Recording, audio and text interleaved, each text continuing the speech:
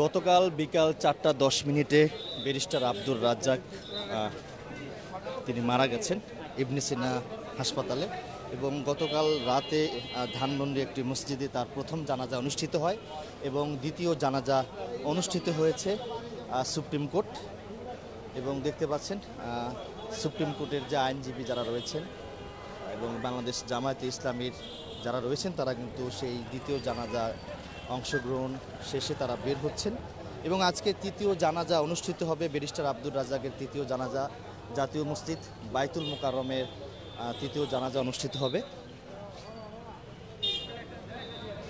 একটু কথা বলতে চাচ্ছি, আমরা একটু কয়েকজনের সঙ্গে কথা বলার চেষ্টা করব। আসলে ব্যক্তি জীবনে ব্যারিস্টার আব্দুর রাজ্জাক কেমন ছিলেন সেই বিষয়ে একটু জানার চেষ্টা করব। একটু কথা বলতে পারি স্যার?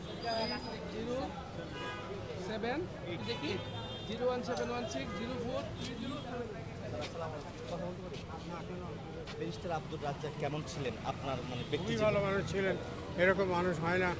এরকম যদি থাকতো দেশে আরও, তাহলে আর দেশে এত রকমের ক্রাইসিস হতো। অদ্দূরে বলতে পারি he is a very gentle, polite এবং সবার সাথে বন্ধুত্বসুলভ ব্যবহার নিয়ে চলতেন। কম কথা কইতেন কিন্তু কথার মধ্যে একটা ভ্যালু ছিল, ব্যালেন্স ছিল। আল্লাহ তার বেহেশত ছিল। রাজনৈতিক জীবন কেমন ছিল? আর রাজনৈতিক জীবন আমি জানি না, কারণ আমি তো রাজনীতি করিও নাই, বুঝিও নাই। মানুষ কেমন ছিলেন সেটা আমি কইতে পারি। প্র্যাকটিসিং লয়ার হিসেবে উনি খুবই ভালো ছিলেন, কোনোদিন রাগ করতে দেখি নেই। এটাই হলো ওনার একটা বড় গুণ, আই শুড সে। আল্লাহ ওনার ব্যস্ত ছিল। এক বিজ্ঞ আইনজীবীর সঙ্গে কথা বলেছি, আসলে তিনি আসলে বলেছেন ব্যারিস্টার আব্দুর রাজ্জাক খুবই ভালো মানুষ ছিল। এবং আমরা আরও কয়েকজনের সঙ্গে কথা বলার চেষ্টা করব।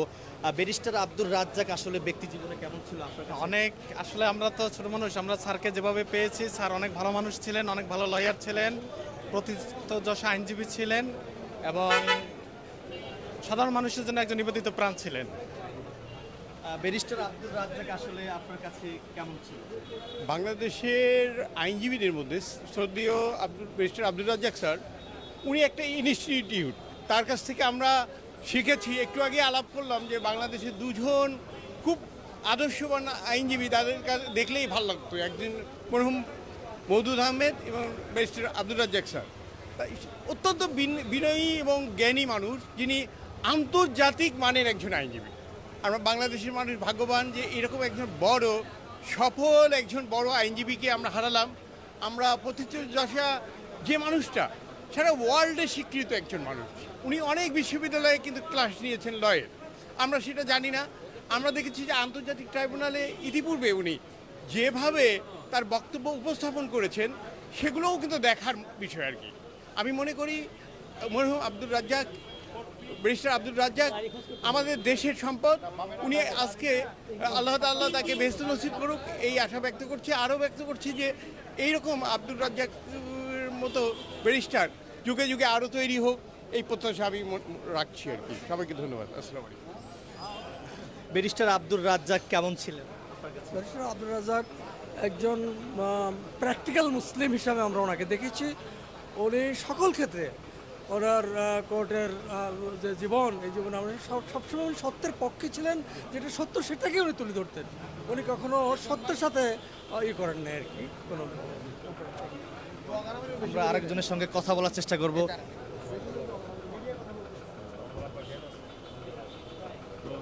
একটু কথা বলতে চাচ্ছি, ব্যারিস্টার আব্দুর রাজ্জাক আসলে আমাদের শ্রদ্ধেয় এবং সম্মানিত আইনের জগতে উপমহাদেশে একজন শ্রেষ্ঠ ব্যক্তিত্ব। এই উপমহাদেশে আইনের ক্ষেত্রে উনি বাংলাদেশে যেই ভূমিকা বিভিন্ন সময় রেখেছেন জাতির জন্য, মানুষের জন্য, এটা অবসরণীয়।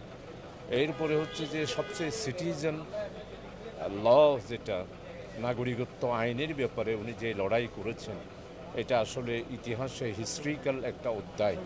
উনি অত্যন্ত ভালো ছিলেন, আইনজ্ঞ ছিলেন এবং জ্ঞানী ছিলেন, মেধাবী ছিলেন। সবচেয়ে হলো মুখের ভাষাটা এত সুন্দর ছিল যেটা বলার মতো না। আমি জীবনে ওনাকে সব সময় স্মরণ করি।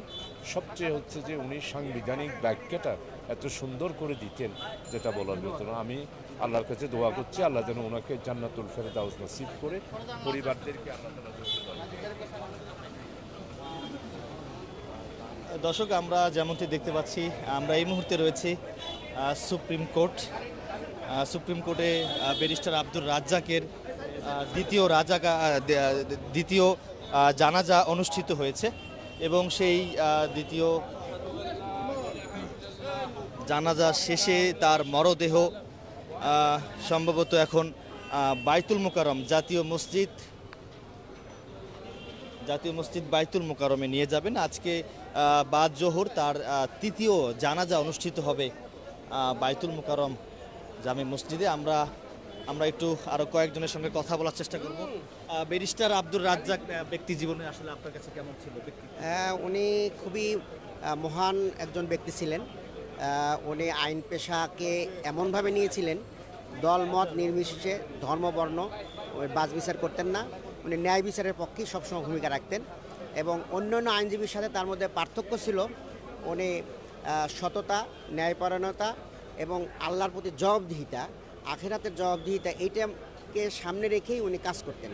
যে কারণে অন্য আইনজীবীর সাথে ওনার মধ্যে একটা পার্থক্য আমরা লক্ষ্য করেছি এবং উনি সকল ক্রাইসিস মুহূর্তে দেশ জাতির পক্ষে ভূমিকা রেখেছেন। এই জন্য আমরা মনে করছি যে ওনার বিদায় বেলায় আমরা আইন অঙ্গনে একটা শূন্যতা অনুভব করছি আর কি। তো আমরা আল্লাহ রাব্বুল আলামিনের কাছে দোয়া করছি ওনাকে যেন আল্লাহ জান্নাতের সর্বোচ্চ মর্যাদা দান করে। দর্শক, যে অ্যাম্বুলেন্সটি দেখতে পাচ্ছেন সেই অ্যাম্বুলেন্সে ব্যারিস্টার আব্দুর রাজ্জাকের মরদেহ উঠিয়েছেন। আমরা শিবিরের সাবেক সভাপতি হাফেজ রাশেদ ভাইয়ের সাথে একটু কথা বলার চেষ্টা করব। ব্যারিস্টার আব্দুর রাজ্জাকের বিষয় একটু কেমন ছিল?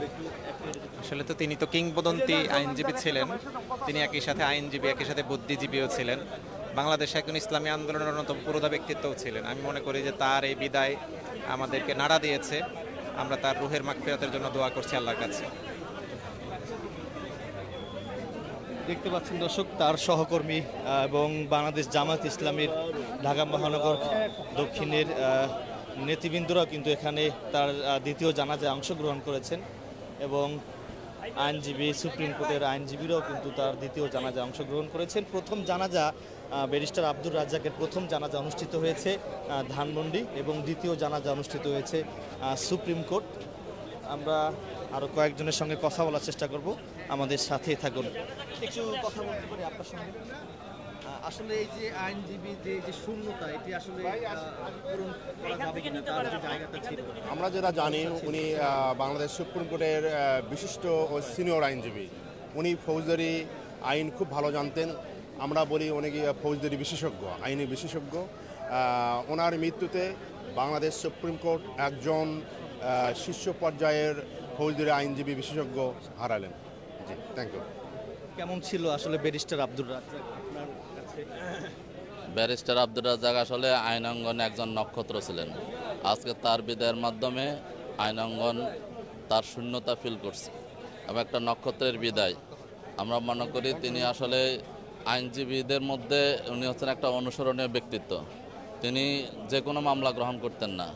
যখন কোনো মামলা তিনি দেখতেন যে এটার ম্যারিট আছে এবং এটার ন্যায়ের পক্ষে, সত্যের পক্ষে, তখনই তিনি মামলা গ্রহণ করতেন। না হয় ওনাকে কোটি টাকা দিয়েও তাকে কোনো মামলায় নেওয়া যেত না, রিসিভ করা যেত না। এবং আইনাঙ্গনের সত্য এবং ন্যায়ের পক্ষে আপনারা জানেন যে অধ্যাপক গোলাম আজমের মামলা থেকে শুরু করে 21 টিভির মামলা থেকে শুরু করে বাংলাদেশের যত বড় আলোচিত মামলাগুলো ছিল, সবগুলো মামলা কিন্তু ব্যারিস্টার আব্দুর রাজ্জাক তার জীবনে মামলা হেরেছেন। যুদ্ধাপরাধের তথাকথিত মামলা ছাড়া অন্য কোনো মামলায় তিনি হারেন নাই বলে আমরা জানি এবং এটা বাংলাদেশের ইতিহাসে এটা বিরল ঘটনা। এবং একজন মানুষ, বিশেষ করে ফৌজদারি মামলার ক্ষেত্রে তিনি এত বেশি এক্সপার্ট ছিলেন, তার মানে এটা আওয়ামী লীগ, বিএনপি নির্বিশেষে, জাতি ধর্ম নির্বিশেষে সবার কাছে সর্বজন শ্রদ্ধেয়। এবং তিনি যখন আইনাঙ্গনে দাঁড়াতেন তখন সবাই, তার বিচারক থেকে শুরু করে সবাই তার কথা শুনতো। তিনি কি যুক্তি দিচ্ছেন, কি রেফারেন্স দিচ্ছেন, কোন ডিএলআরের কথা বলতেছেন, সবাই তখন একটা অবস্থায় থাকতো। এবং তার মামলা শুনানির পরে সেটা রায়ের জন্য বিচারকদেরকে অনেক বেশি সময় নিয়ে সেটাকে তাকে করা লাগতো। এই জন্য আমরা মনে করি আজকে ব্যারিস্টার আব্দুর রাজ্জাক শুধুমাত্র একজন আব্দুর রাজ্জাক নয়, তিনি একজন আদর্শের মূর্ত প্রতীক। এবং আইন অঙ্গনে থেকেও মানুষের যে নেগেটিভ ধারণা, সেখানে তিনি সততার সাথে, ন্যায়ের সাথে এবং তার সেই দক্ষতার সাথে কিভাবে সার্ভ করতে হয় জাতিকে, ন্যাশনকে, সেটা তিনি দেখিয়ে গেছেন। আমরা তার জান্নাত কামনা করছে এবং তার পরিবার, শোক সন্তপ্ত পরিবারকে আল্লাহ যেন রহমতের চাদর দিয়ে আবৃত করে রাখেন এবং তাদেরকে যেন এই শোক সহ্য করার তৌফিক দান করেন এবং তার অনুসারী আমরা যারা আছি এবং তার আদর্শের অনুসারে তাদেরকে যেন আল্লাহ রাব্বুল আলামিন এই শূন্যতার জায়গাটুকু পূরণ করার তৌফিক দান করেন, আল্লাহ সে দোয়া করছে। ব্যারিস্টার আব্দুর রাজ্জাক তিনি চলে গেছেন পৃথিবী থেকে, আসলে এই যে আইনজীবী বা সুপ্রিম কোর্টের একটা শূন্যতা তৈরি হয়েছে, এটা কি আসলে পূরণ হওয়া সম্ভব বা পূরণ হবে কিনা? ধন্যবাদ। আসলে আজকে আমরা সবাই শোকাহত, ব্যথিত। আমাদের senior learned barrister Abdur Razzaq sir supreme court বারের একজন ছিল আইডল এবং এই আইন অঙ্গনে আমাদের তরুণদের এবং সকলের তিনি একজন অনুসরণ ব্যক্তি ছিলেন। তার শূন্যতা কেটে ওঠা অনেক সময় সাপেক্ষ। তিনি অনেক একজন ভালো মানুষ ছিলেন। অনেক বিজ্ঞ লার্নেড তার অপিনিয়নে বলল যে তিনি ন্যায়টাকে সবসময় প্রাধান্য দিত এবং আইনি প্রতিকার মানুষকে দেওয়ার জন্য খুব প্রতিকার দিত। ধন্যবাদ, আমরা তার জন্য দোয়া করি। দর্শক, আমরা একটু অ্যাটর্নি যিনি রয়েছেন একটু তার সঙ্গে কথা বলার চেষ্টা করব।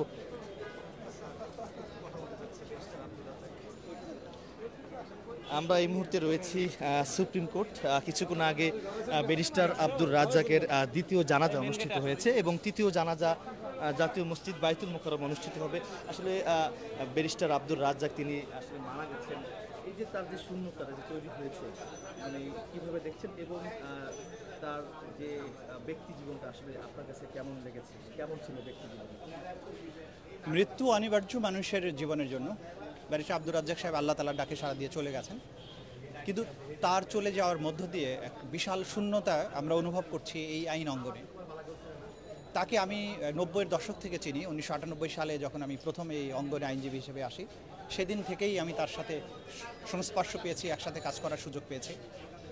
তিনি যে কোনো মামলা পরিচালনার ব্যাপারে তার অগাধ পাণ্ডিত্য তিনি নিয়ে কাজ করতেন, কারণ তিনি সেই মামলার ইনস আউটস সেগুলো জানার চেষ্টা করতেন। আইনের সকল বিষয়, তার পক্ষে বিপক্ষের যুক্তিগুলো তিনি তৈরি করে প্রস্তুত হয়ে কোর্টে যেতেন। কখনো মিথ্যা তথ্য দিতেন না, কখনো কোনো প্রলোভনের কাছে, টাকা পয়সার কাছে নিজেকে কখনো সমর্পণ করেননি। তিনি স্বৈর শাসকের সাথে কোনো আপোষ করেননি। তিনি বাংলাদেশের নির্যাতিত নিপীড়িত যে রাজনৈতিক নেতৃত্ব ছিল, যাদেরকে ফাঁসিতে হত্যা করা হয়েছে, তাদের মামলা পরিচালনা করেছেন ট্রায়াল কোর্টে এবং সুপ্রিম কোর্ট পর্যন্ত। সেখানে কোনো বিনিময় কখনো নেননি। দেশের জন্য তার অসম্ভব ভালোবাসা ছিল। তিনি বিশ্বাস করতেন বাংলাদেশে যে সম্পদ আছে, বাংলাদেশের যে ভবিষ্যৎ, সেই স্বৈর শাসক সেটা হতে দিচ্ছে না। সে কারণে তিনি নতুন এক বাংলাদেশের স্বপ্ন দেখতেন। 12 বছর তিনি দেশে বাইরে থাকতে বাধ্য হয়েছিলেন। বিপ্লবের পরে বাংলাদেশে ফিরে এসে তিনি বাংলাদেশ নতুন করে তরুণরা যে গড়ার স্বপ্ন দেখছে, সেই যাত্রায় তিনি শরীক হতে চেয়েছিলেন, কিন্তু আল্লাহ তাআলার ফয়সালা ছিল না বলে তিনি এই যাত্রায় আর নেই।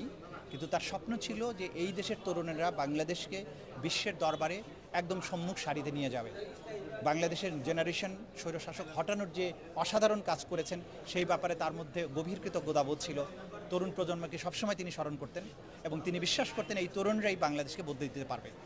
আজকে তার চলে যাওয়ার দিনে আমরা বিশ্বাস করি জাতির নতুন যে দিন এসেছে, তরুণ প্রজন্ম বাংলাদেশকে সেই জায়গায় নিয়ে যাবেন। আমরা দৃঢ়ভাবে বিশ্বাস করি বাংলাদেশের সেই স্বপ্ন পূরণের দিন এসেছে, সময় এসেছে। বাংলাদেশের এক নতুন জেনারেশন এসেছে যারা এই বাংলাদেশের খোল নলচে বদলে দিতে পারবেন, ইতিহাসকে বদলে দিতে পারবেন। তারা ইতিহাস বদলে দিয়েছেন ইতিমধ্যে। সামনে এবার দেশ গড়ার যে পালা, সেই যাত্রাতেও আমাদের নতুন জেনারেশন জি, তারা সেটা করতে সক্ষম হবেন। এটা আমাদের দৃঢ় প্রত্যয়, বিশ্বাস এবং তাদের প্রতি আমাদের ভালোবাসা। Thank you.